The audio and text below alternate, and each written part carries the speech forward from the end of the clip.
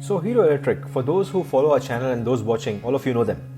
They are India's largest selling electric scooter brand in the country. So Mr. Naveen Munjal, Managing Director at Hero Electric, released a press statement with a headline. Hero Electric puts on hold investment of up to Rs 700 crore for a year. I will link the article in the video description for all of you guys to read. So let's see what Mr. Munjal says. FAME 2 has not delivered for sure. The policy has to be completely changed. What we have been saying is that it has to be the low speed vehicles which have to be targeted for masses. If you have to really make this industry work, you have to focus on the base of the pyramid, and the base is low speed. Everything else can ride on top of it. When we look at electric two-wheeler mobility around the world, it's all low speed. High speed EV is expensive, thereby making it unsuitable for a price sensitive market like India. Wow, so Mr. Naveen Munjal has suddenly come to the media with all guns blazing about the poor sales of Hero Electric scooters and how his company has wiped out a year from his balance sheets. He cites FAME 2 scheme as the main reason for this. Interesting. Just a refresher for those who don't know, FAME 2 incentives will be provided if two-wheeler OEMs meet the following main criteria. The scooters need to have a percentage of localization in India, obtain a certificate from testing agencies like ARAI or ICAT, offer 3-year warranty on battery and the vehicle. So, in our perspective, FAME 2 is a fantastic incentive for these companies to make in India and get them certified in India instead of just importing from abroad and dumping inferior products that don't work in India.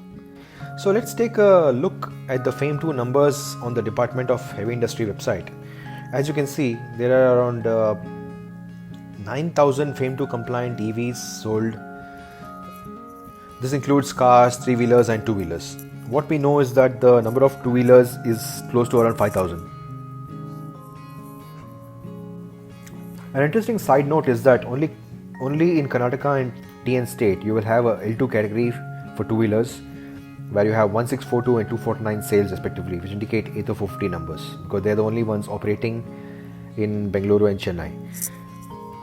No other state has L2 category apart from AP, which has 1 2-wheeler sold. So could that be Avira Retrosa, as they have a high-speed scooter?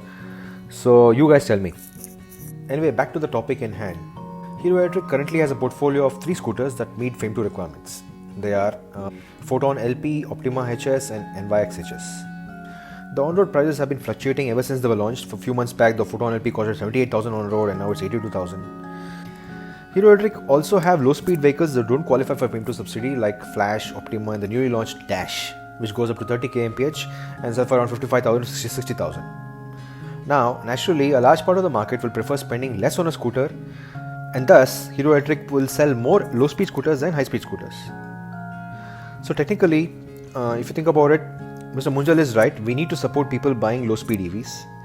So for example, if a Dash costs 60,000 rupees, and if subsidy is offered to even low-speed scooters, then hopefully Hero Electric can sell it for around 45,000 rupees, thus making it more attractive for people to ditch their pollution scooters and go for an electric.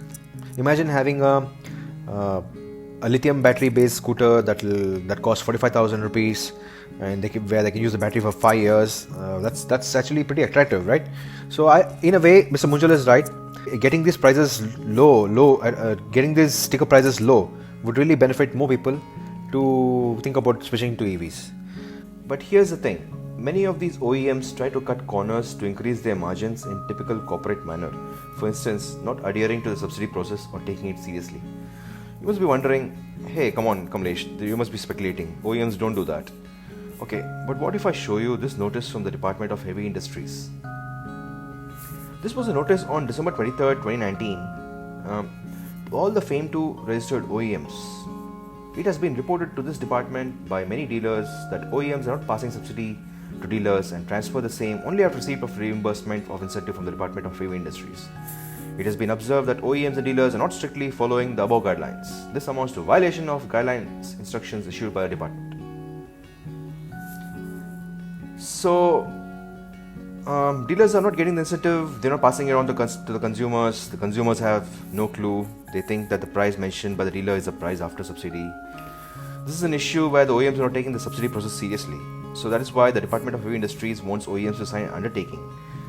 Every OEM has to sign this, something like an oath. I still feel this incentives have to go directly from the Department of Heavy Industries to the consumer. That would be ideal.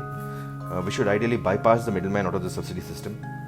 But okay, at least the Department of Heavy Industries came up with this notice, so that's good.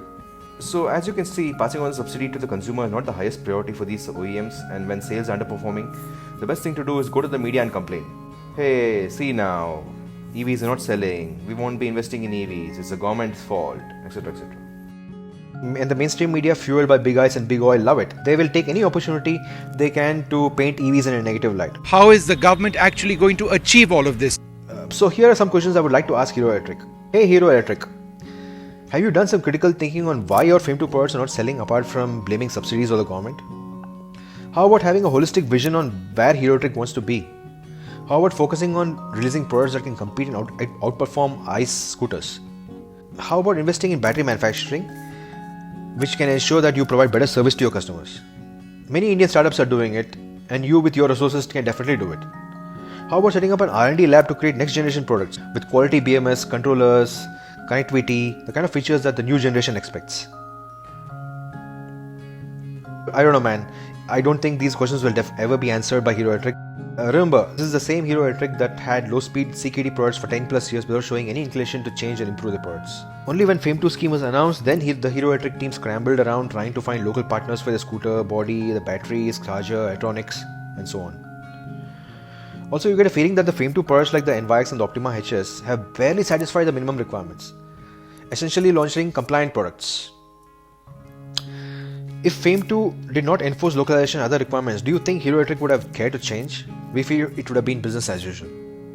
So, Plug-in India viewers, we have a poll on our homepage of the website asking you if low-speed scooters need subsidies. Do go and cast your vote. Also, comment below on your thoughts on what Mr. Munjal said. Also, your suggestions to Hero Electric. We would love to hear from you guys. If you like this video, do smash the like button and subscribe to stay in touch with more happenings of the Indian EV industry. Until then, signing off.